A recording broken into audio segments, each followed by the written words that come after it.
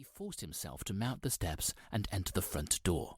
A nurse was sitting behind a desk in the opaque gloom of the hall. Swallowing his shame, Mr. Button approached her. "Good morning," she remarked, looking at him pleasantly. "Good morning. I am Mr. Button."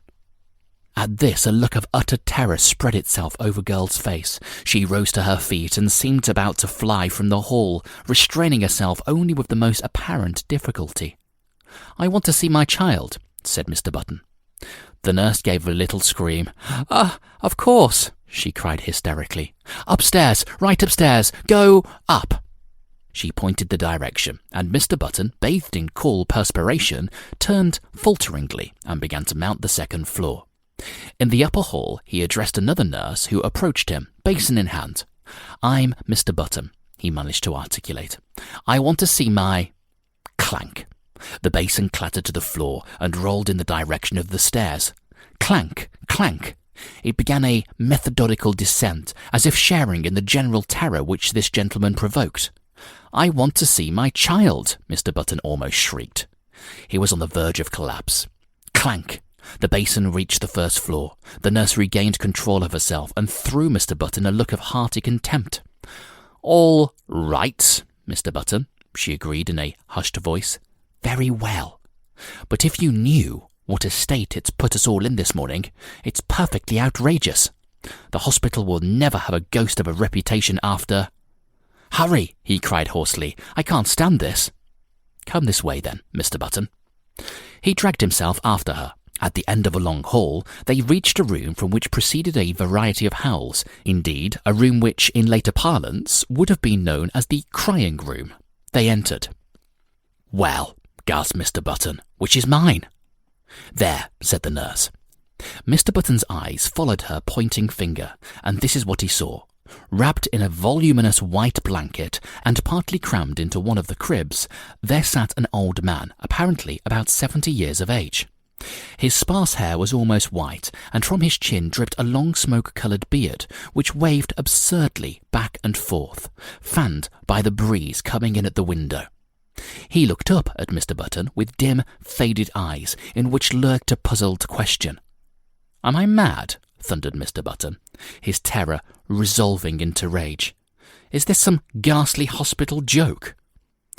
"It doesn't seem like a joke to us," replied the nurses severely, "and I don't know whether you're mad or not, but that is most certainly your child." The cool perspiration redoubled on Mr. Button's forehead. He closed his eyes and then, opening them, looked again.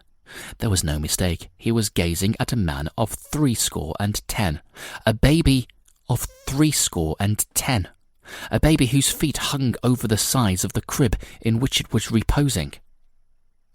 The old man looked placidly from one to the other for a moment, and then suddenly spoke in a cracked and ancient voice.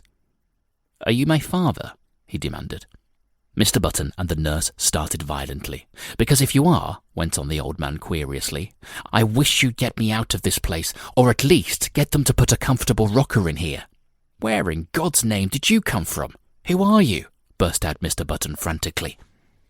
"I can't tell you exactly who I am," replied the querulous swine, "because I've only been born a few hours, but my last name is certainly Button."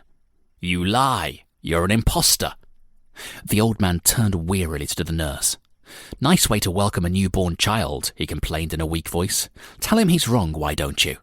"You're wrong, Mr. Button," said the nurse severely. "This is your child, and you'll have to make the best of it. We're going to ask you to take him home with you as soon as possible, sometime today." "Home?" repeated Mr. Button incredulously. "Yes, we can't have him here. We really can't, you know." "I'm glad of it," whined the old man. "This is a fine place to keep a youngster of quiet tastes. With all this yelling and howling, I haven't been able to get a wink of sleep. I asked for something to eat." Here his voice rose to a shrill note of protest. "And they bought me a bottle of milk."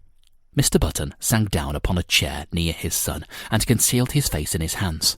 "My heavens," he murmured in an ecstasy of horror. "What will people say? What must I do?" "You'll have to take him home," insisted the nurse, "immediately." A grotesque picture formed itself with dreadful clarity before the eyes of the tortured man. A picture of himself walking through the crowded streets of the city with this appalling apparition.